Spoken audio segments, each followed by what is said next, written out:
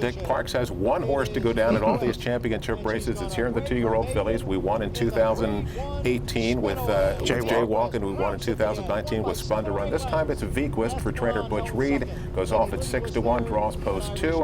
And Dick, we talked to Butchie, of course, on the air, off the air. He felt like he had a real chance. Yeah, he had a real chance because he didn't get a very good ride, didn't get a good trip in the Frizette, which was easily the best of the prep races. The speed figures were screaming it. I thought as that race was run, Day Out of the Office and Vequist, I couldn't really separate them, even though Day Out of the Office won. You're getting 6-1 on Vequist, and you're getting more than anything else. You're getting Parks. If Parks goes to the Breeders' Cup, just wait and see what happens. Well, let's take a look at the race call for the Breeders' Cup Juvenile Fillies. On that first turn here, and Day Out of the Office comes away on top. Ran a 23.3 opening quarter mile. Princess Noor, a length and 3/4 off of her, running in second position as they head to the backstretch. Vequist is third on the inside. And behind them is Girl Daddy in fourth. She's got 4 lengths to make up. Simply Ravishing in between horses. Crazy Beautiful has the rail. Thoughtfully is the trailer. Behind front-running Day Out of the Office and Junior Alvarado, who continue to head up the backstretch in front through a 47.12 half. So it's an honest pace, but they're not flying along here. Her lead is a length and a half over Princess Noor in second.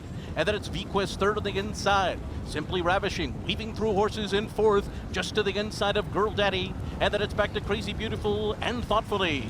Day Out of the Office on top as they make their way around the far turn. Victor Espinoza starts to ask Princess Noor for her best run. She's a half length behind as they round the turn.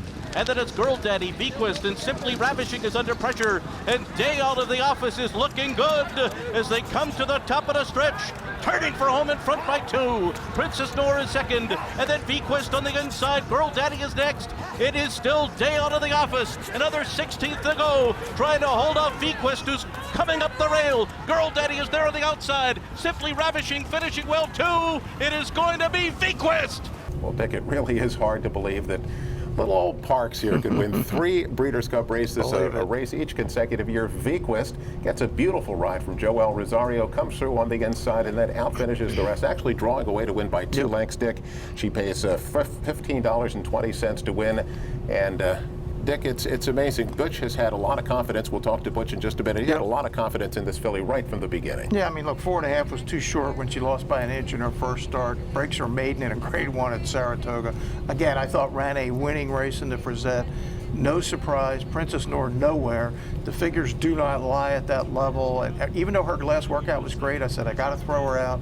Got some money on Vequist. It's 6-1 for Butch Reid. And look, we'll talk to Butch in a minute, but I'm really looking forward to her as a 3-year-old. I just think she's scratching the surface. When you watch how she finished, I think she's a potential major star.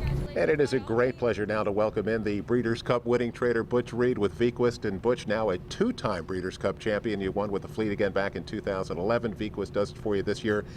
Take us through your thoughts and emotions as the race played out for us from the break and to the finish. Well, it was just unbelievable.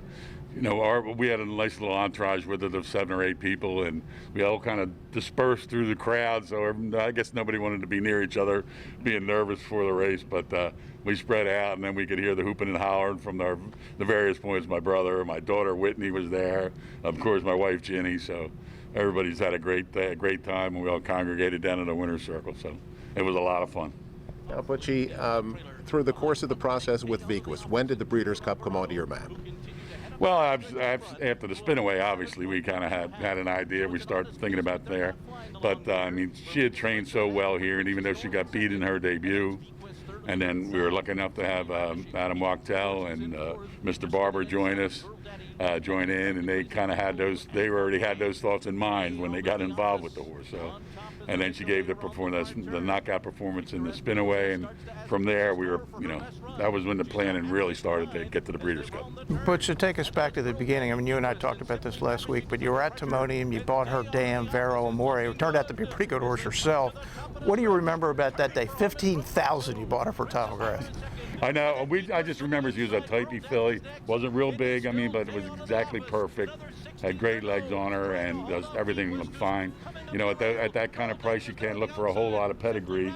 You're looking for the individual, and she had breezed nice. I mean, not incredibly fast, but I don't put a whole lot of credence into the fast times at those 2-year-old in training sales anyway. But perfectly balanced little filly with a great head on her shoulder, and that's what she's passed on to this filly. It's just they both had one thing they had in common. It was tremendous smarts and calmness, and nothing upset either one of them. So Vequist is now down in Florida, and the goal 6 months from now will be the Kentucky Oaks. I assume that's the object? Yeah, that's the thought behind.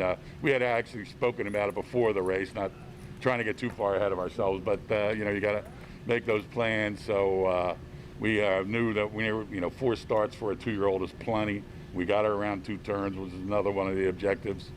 And we got a nice base under her, and now we can send her down to Barry Eisenman's in Ocala. Give her, it's amazingly how short a time you have. It seems like the Oaks is way in the distance, but if you want to get a couple starts in her before then, she's only got 35 to 45 days. She's going to be able to hang out in the farm and relax. And then she's going to meet the rest of my group down in Palm Meadows, down in, probably Gulfstream Park starts in the spring. And Butch, you've had a lot of success in this game. This is going to be your first divisional champion, having an Eclipse Award. What does that mean to the barn? Well, it's just amazing. It's some things you got career checklists, I guess, and this is one I wasn't sure that I'd ever get. So this late in my career to get one like this is really a treat, and to have my wife Ginny and my daughter Whitney there to share and all of it was just amazing. Butchie, 3 Breeders' Cup starts, 2 wins. I think that's 66.7%. Not too shabby. From all of us here at Parks, the family, and all of us here at Let's Go Racing, congratulations on a terrific victory, and best of luck moving forward with Vequist. Oh, thanks a lot, and we appreciate all the support from the local crowd. My phone just exploded right 2 seconds after the wire, so a lot of guys were really behind us, and I really appreciate that.